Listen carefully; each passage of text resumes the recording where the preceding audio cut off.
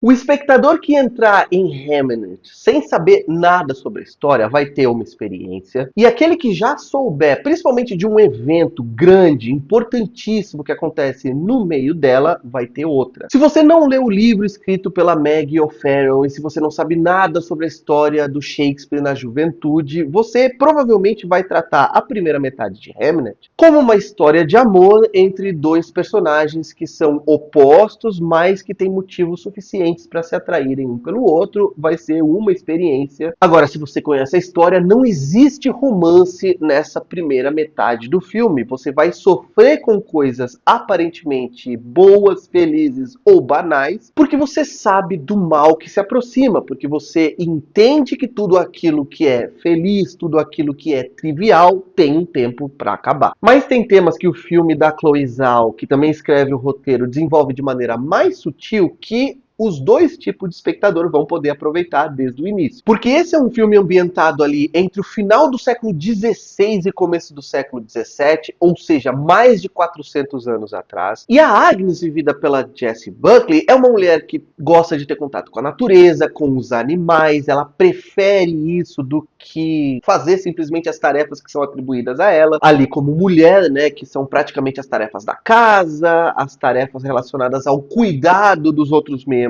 da família, e por isso, é claro que ela é vista naquela comunidadezinha pequena no interior da Inglaterra pelas outras pessoas como uma potencial bruxa. Já William Shakespeare é um cara que também não performa a masculinidade que o pai violento dele ou as outras pessoas esperam. Ele é um cara, obviamente, que já tem interesse pela literatura, já tem interesse por escrever, por criar histórias, quando ele deveria estar continuando o trabalho da família de produzir luvas. E também fazendo trabalhos braçais, trabalhos que dariam mais orgulho para os membros da família dele, e ele é constantemente agredido pelo pai e também mal visto pelas pessoas por isso. A Chloe Zhao não vai ficar martelando esses temas, mas são temas que estão ali pairando na superfície e que fazem parte da história desses dois personagens. E eu gosto muito de como a Chloe Zhao, que já mostrou que é uma boa diretora, que sabe muito bem usar o visual dos seus filmes, em Nomadland, por exemplo, que é o melhor filme dela, vai utilizar o verde abundante daquelas paisagens nas quais os personagens estão e permitir que a sua fotografia capture a intensidade dessas cores, que vão abundar por todos os cantos do quadro. Os personagens são filmados constantemente em planos médios, planos gerais, para que o quadro respire, para que a gente sinta a atmosfera na qual aqueles personagens vivem. E já tem na primeira parte do filme elementos visuais que vão nos mostrar que algo está errado, gerar um desconforto que alguns espectadores não vão entender de onde vem, mas que já estão ali. Por exemplo, o mais óbvio que todo mundo vai perceber é aquele buraco, aquela caverna que tem naquele pasto, naquele trecho de floresta que a Agnes costuma visitar e que parece estar o tempo todo ali observando ela, parece um portal para o inferno, esperando a hora certa de sugar tudo para dentro dele. Um aspecto mais sutil é como a Chloe Zhao vai enquadrar os personagens na parte de baixo do quadro, deixando a metade de cima apenas com objetos ou com elementos da natureza. Isso não é um tipo de enquadramento comum, gera um estranhamento por não ser comum e dá a sensação visual de que o cenário está oprimindo os personagens, de que o cenário está vindo por cima deles, literalmente. E aí é claro que a gente pode interpretar que essa sensação que a Chloe Zhao está querendo causar é de que o ambiente daqueles personagens, a atmosfera ao redor deles está se impondo de uma maneira opressiva e desconfortável para cima deles, mesmo que eles ainda não percebam, mas a gente percebe. O Paul Mescal, que é um dos queridinhos da nova geração, tá muito bem como William Shakespeare, como um cara que é sensível, mas ao mesmo tempo tem uma sensibilidade maior para a arte do que para as pessoas. A Emily Watson, que faz a mãe dele, também tá muito bem, como sempre está, mas é claro que o filme pertence a Jessie Buckley, que não vai ter uma interpretação digna de aplausos e digna de prêmios apenas nos momentos em que ela precisar ser mais expansiva, ser mais explosiva. Porque nessa primeira metade do filme, ela já interpreta a Agnes muito bem como essa mulher misteriosa, essa mulher que desperta ao mesmo tempo atração, e isso também fazia com que as pessoas acreditassem que elas tinham algum tipo de magia, essas mulheres misteriosas, bruxas, mas que também impõem certo respeito, certa autoridade para qualquer homem que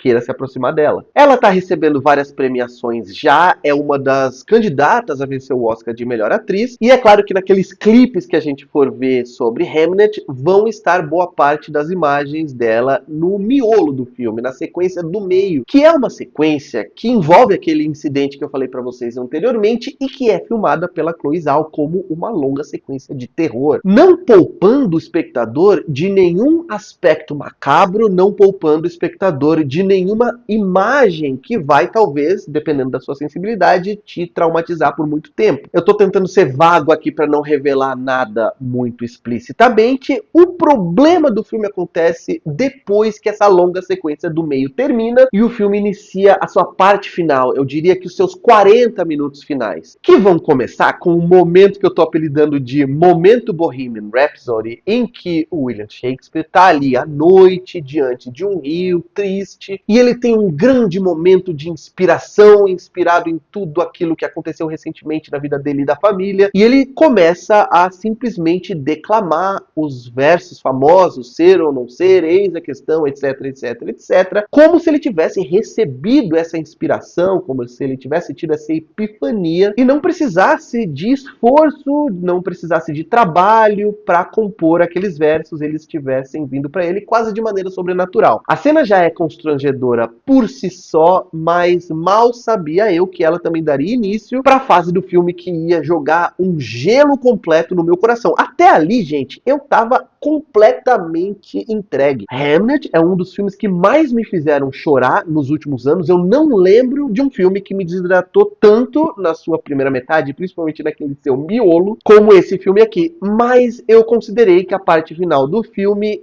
é um pouco cínica demais. E agora, gente, eu vou ter que caminhar para o final da crítica e liberar spoilers gigantescos, então só fique aqui por sua própria conta e risco, beleza? O problema para mim é que se no primeiro momento a Agnes era a protagonista do filme, e o filme era sobre uma das tragédias mais inimagináveis que existem, que é a tragédia de uma mãe ver o seu filho de 10, 11 anos morrer agonizando nos seus braços. E como eu falei anteriormente, tudo que era relacionado ao casamento dos dois, ao nascimento dos filhos, já vinha com essa aura de agouro por nós, boa parte dos espectadores, sabermos que esse filme era um filme sobre esse nível de tragédia que a Chloe Zhao mostra de uma maneira bastante explícita. Só que nos 40 minutos finais do filme, Hamnet vira um filme sobre o William Shakespeare e sobre como ele usou esse grande sofrimento para compor uma das peças mais famosas e mais geniais de todos os tempos. Até aí tudo bem, porque a gente sabe que a arte tem esse poder mesmo, e depois que já aconteceu, o que as pessoas podem fazer com a tragédia? Elas podem conversar sobre elas podem reinterpretar, elas podem criar narrativas, e isso faz com que as pessoas consigam lidar com aquilo que é difícil demais de carregar. Mas o filme dá o protagonista pro Shakespeare, e ele também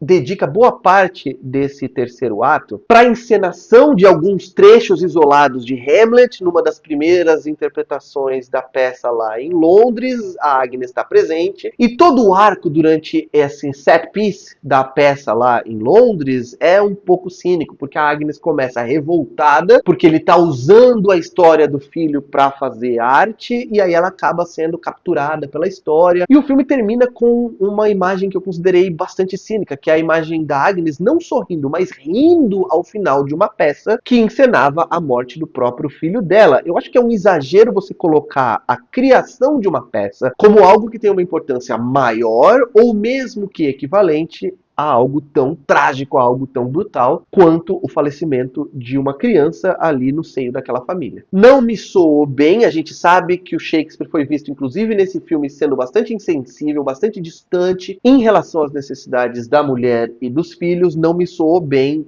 transformá-lo ali numa espécie de herói por ter usado a morte do filho para criar uma peça, fazer sucesso, ganhar dinheiro, ter mulheres, etc, etc, etc. Para mim, Hamnet é aquilo que ele é durante 1h10 de projeção. Se ele fosse sobre apenas esses 40 minutos finais, eu teria detestado a experiência. Se você gosta do meu conteúdo, se você gostaria de conversar sobre cinema comigo toda semana, ao vivo, pela internet, e também com cinéfilos do Brasil inteiro, considere participar do meu Clube do Filme. Eu vou deixar aqui na tela um QR Code para você escanear. É um formulário para você preencher com algumas informações pessoais suas. Eu vou entrar em contato, por enquanto não tem compromisso nenhum, e e vou te dar mais informações, beleza? Quero muito te ver lá, não esquece também de dar um like nesse vídeo, se inscrever no canal, clicar no sininho e em sempre, para sempre receber as notificações quando eu publicar vídeos novos por aqui. E por hoje é isso, um abraço, tchau!